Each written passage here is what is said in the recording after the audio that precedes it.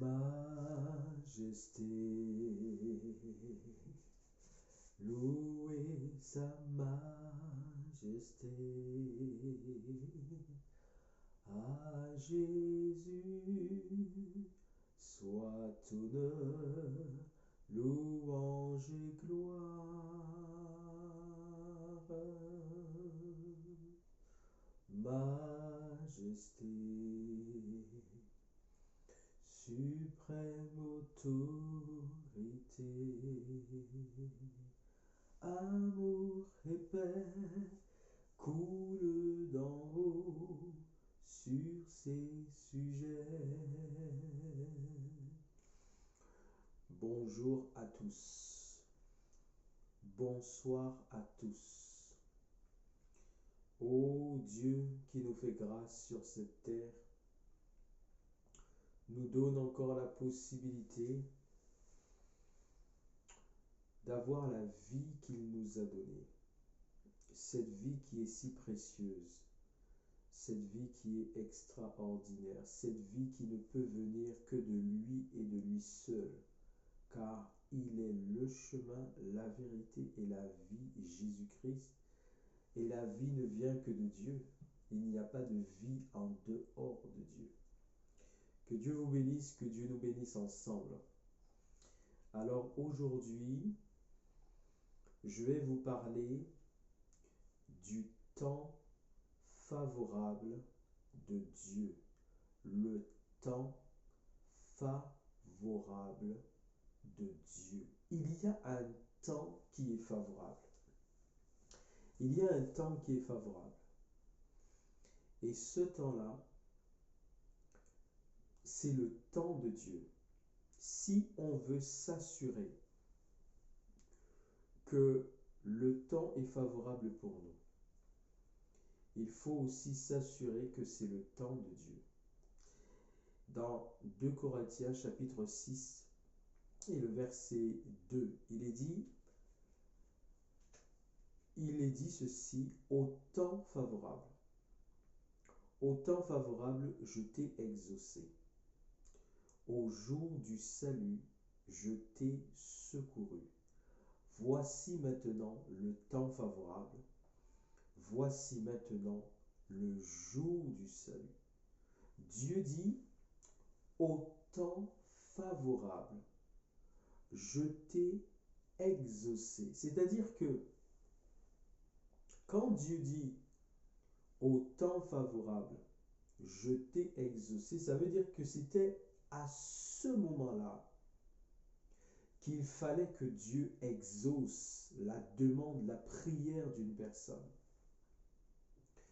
Il y a un temps où Dieu exauce parce que c'est le bon moment, le temps qu'il faut. C'est à ce moment précis que Dieu doit répondre.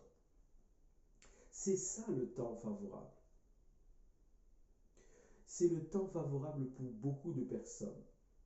En ce moment que Dieu exauce. Et peut-être vous qui regardez, qui écoutez cette vidéo, c'est le temps favorable pour vous. Mais il y a aussi un temps favorable qui n'est peut-être pas maintenant. Et c'est ça qu'il faut apprendre à accepter, que le temps favorable, c'est Dieu qui le connaît. Le temps favorable, c'est Dieu qui le connaît. Quand Dieu dit au temps favorable, je t'ai exaucé, ça veut dire que lorsque je t'ai exaucé, je l'ai fait au moment où il fallait, au moment convenable, au moment approprié, au moment propice, au moment où réellement il était bon pour toi que je t'exauce, que je te réponde. C'est ça le temps favorable, car je vous parle bien du temps favorable de Dieu. Je ne vous parle pas du temps qui semble favorable pour nous ou qui semble favorable pour quelqu'un d'autre. Je vous parle du temps favorable de Dieu, c'est-à-dire le temps où Dieu qui est souverain, omniscient, omnipotent, présent. Lui, donc, il sait précisément quel est le temps où il doit répondre à un besoin, où il doit répondre à une prière, où il doit exaucer l'appel de quelqu'un. C'est ça le temps favorable. Et je veux interpeller quelqu'un aujourd'hui sur cela. Il est dit au jour du salut, je t'ai secouru. Lorsqu'il dit au jour du salut, je t'ai secouru, ça voulait dire que à ce moment-là, quand Dieu a secouru la personne, c'était le bon moment, c'était maintenant, c'était présentement, c'était là. C'est maintenant qu'il fallait que cette personne soit secourue. Et Dieu l'a fait au moment où il fallait, parce que Dieu n'est jamais en retard. Et rien, aucune circonstance et aucune situation ne peut surpasser Dieu, ne peut le surprendre. Il est celui qui annonce longtemps à l'avance les choses qui doivent arriver. Et il appelle à l'existence les choses qui n'existent pas, comme si ces choses existaient, parce que dans la réalité, ces choses existent en lui. Tout existe en Dieu. Tout est possible à Dieu. C'est-à-dire, il n'y a rien que Dieu ne puisse pas faire. Donc, tout existe en Dieu. Et il suffit que Dieu fasse apparaître la chose. Il suffit que Dieu décrète, que Dieu dise que cette chose prenne vie, que cette chose soit là, que cette chose apparaisse. Et la chose se fera. Bien-aimés, enfants de Dieu ou personnes qui cherchaient Dieu et qui n'êtes pas encore à Jésus-Christ, qui n'avaient pas encore une relation profonde et réelle avec Jésus pour comprendre vraiment les choses de Dieu, premièrement, ce que vous devez comprendre, c'est que Dieu est tout puissant. Il s'appelle El Shaddai, le tout puissant, le tout suffisant. C'est-à-dire, il se suffit à lui-même. Il n'a besoin de personne d'autre, ni pour recevoir un conseil, ni pour recevoir une idée, ni pour recevoir un coup de main, une aide possible, quelconque, particulière. Non, Dieu se suffit à lui-même. Il est tout puissant, El Shaddai, le Dieu éternel, suprême de gloire. Jésus-Christ, Père, Saint-Esprit. La première chose qu'une personne a besoin de comprendre, d'assimiler, c'est que Dieu est tout puissant. Lorsqu'on dit qu'un être est tout puissant, cela veut dire que cet être-là, il peut tout, tout puissant, il peut tout. Rien ne lui est impossible. Et dans le tout puissant, rien ne lui est impossible, il a un temps favorable pour faire les choses en fonction de nos vies, de nos circonstances et de chacun de nous. C'est lui qui connaît le temps favorable. Je voudrais inviter quelqu'un vraiment à méditer cela. Parce que, souvenez-vous, un couple très célèbre dans la parole de Dieu, un couple très connu, Abraham et Saraï. Au départ, quand Dieu choisit cet homme, vous pouvez le lire à partir du livre de la Genèse dans la Bible au chapitre 12, quand Dieu choisit cet homme pour lui dire tu vas quitter ton pays, ta patrie, ta famille, pour aller dans le pays que je te montrerai, Canaan, Israël. Au départ, il s'appelle Abraham et sa femme s'appelle Saraï. Et quand Dieu lui dit cela, plus tard, quand Dieu l'a appelé, il avait 75 ans. Quand Dieu lui a dit de quitter sa patrie, sa famille, le pays où il est né, le pays de son père, et de partir dans le pays que Dieu lui montrerait. Il avait 75 ans. Il avait 75 ans. Et plus tard, il obéit à Dieu. Il part avec sa femme, Saraï, et toute sa famille. Il part. Entre-temps, son père va mourir dans le pays de Charan, dans le territoire de Charan. Et il se passe 10 ans. Et avant ces 10 ans, au chapitre 15, vous pourrez le lire du livre de la Genèse, au chapitre 15, Dieu lui apparaît à nouveau pour lui dire à nouveau que ne crains rien, je suis ton bouclier, je vais te bénir, je ferai de toi une grande nation et toutes les nations tous les peuples de la terre seront bénis par toi, en toi. Et il va faire une réflexion à Dieu. Abraham, il s'appelait encore Abraham. Il fait une réflexion à Dieu. Il dit, mais que me donneras-tu? Dieu lui dit, je te bénirai, je suis avec toi, je ferai de toi une grande nation et tous les peuples de la terre seront bénis en toi. Mais lui, il dit à Dieu, que me donneras-tu? Parce que je m'en vais, il considérait son âge avancé, je m'en vais sans héritier. Je n'ai pas d'enfant, je n'ai pas de fils. Donc, mon héritier, ce sera obligatoirement un de mes serviteurs qui est né dans ma maison, Eliezer, donc Eliezer de Damas, un de mes serviteurs. Et là, dans ce chapitre 15 du livre de la Genèse, Dieu lui dit non, ce ne sera pas lui, ton héritier. Ton héritier, ce sera réellement un fils qui sortira de tes entrailles. Un fils qui sortira de tes entrailles. Donc il a reçu de la part de Dieu une promesse certaine. Et c'était un homme qui avait foi en Dieu, qui croyait en Dieu. D'ailleurs, c'est pour ça qu'il est dit que Dieu imputa à Abraham, donc par rapport à sa foi, il va lui imputer la justice par rapport à sa foi.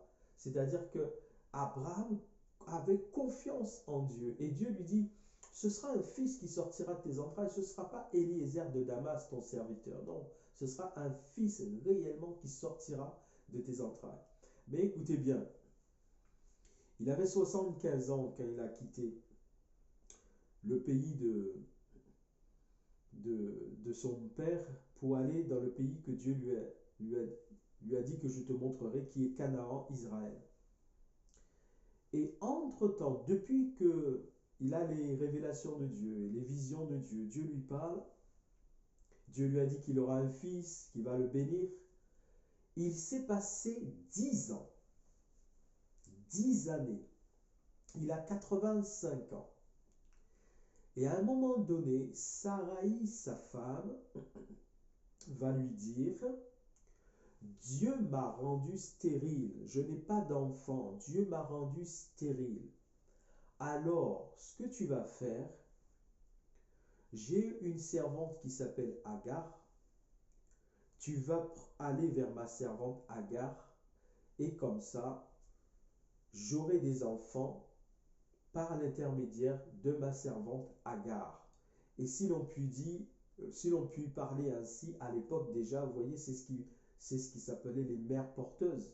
C'était déjà les mères porteuses. Faire une autre femme porter un enfant parce qu'on ne peut pas en avoir nous, donc demander à une autre femme de porter notre enfant. Donc c'était déjà le système des mères porteuses que nous connaissons aujourd'hui. Donc, Saraï, sa femme, lui propose cela parce que ça faisait déjà 10 ans qu'il habitait en Canaan.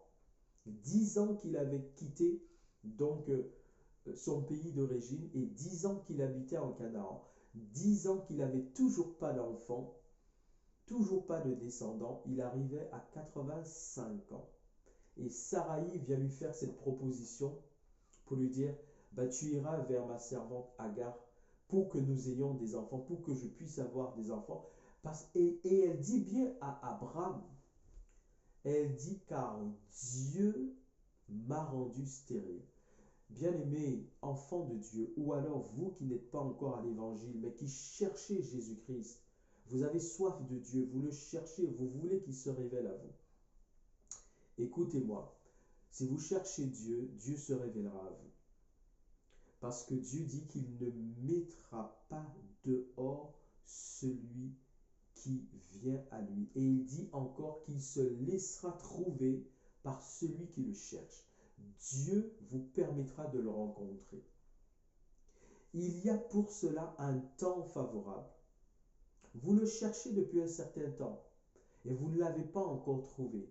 Parce qu'il y a un temps favorable. Et le temps favorable, il peut être celui-ci maintenant même. À l'instant où vous regardez ce message, où l'Esprit de Dieu a voulu utiliser cette vidéo, ce message, pour vous interpeller maintenant et pour vous faire comprendre certaines choses. Et c'est maintenant qu'il se révèle à vous. Parce qu'il y a un temps favorable. Il y a un temps favorable. C'est pour ça qu'il y a une autre parole de Dieu qui dit, mais si la promesse tarde, attends-la. Elle s'accomplira certainement en son temps, parce qu'il y a un temps favorable. Vous voyez ce qui se passe? Abraham avait reçu cette promesse de Dieu qu'il aurait un fils qui sortirait vraiment de ses entrailles. Maintenant, la Bible ne nous dit pas s'il a partagé cela avec sa femme. On ne sait pas.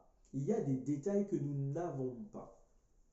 Nous savons, la Bible ne nous dit pas non plus que c'était un couple qui avait des soucis, des problèmes relationnels. Mais en tout cas, la Bible ne nous dit pas s'il a partagé cette vision, cette révélation de Dieu avec sa femme Saraï.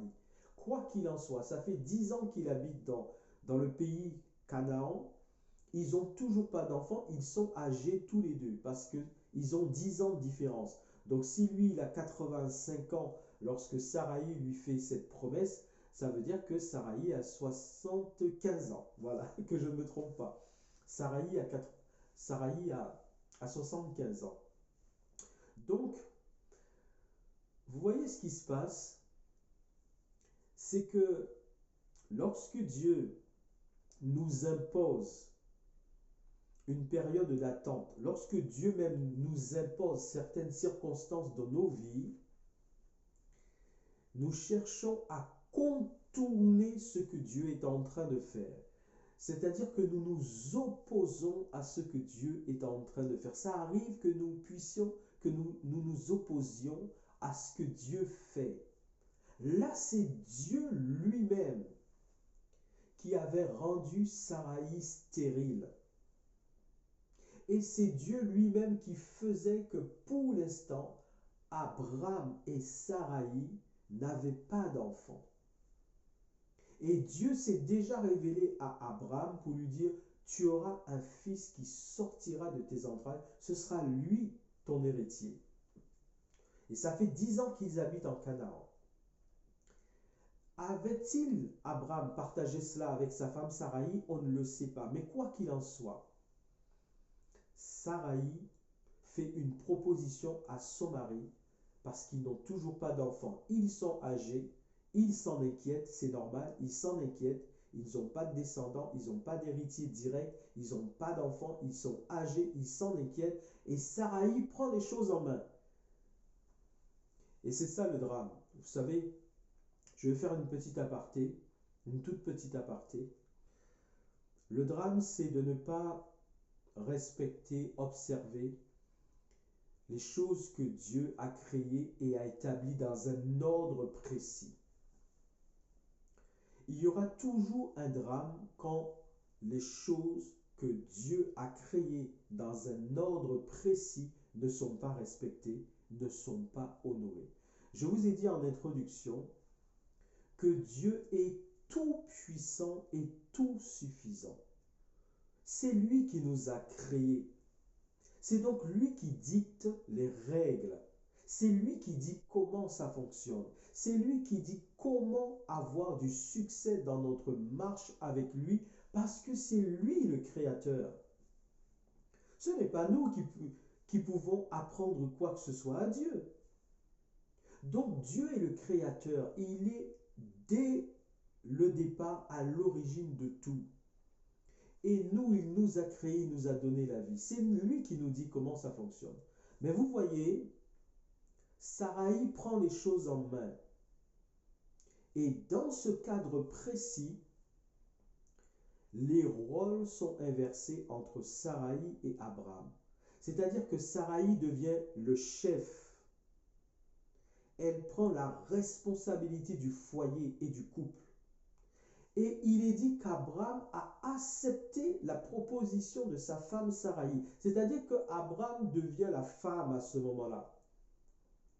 Et ce n'est pas ce que Dieu a créé, ce n'est pas ce que Dieu a établi, ce n'est pas ce que Dieu ordonne. Dans ce que Dieu veut, il a établi l'homme comme responsable du foyer. D'accord? Il a établi la femme comme l'aide de son mari. Et ensemble, les deux doivent composer pour former un en toute chose. En toute chose, ils doivent former un. Mais il y a des rôles qui sont différents.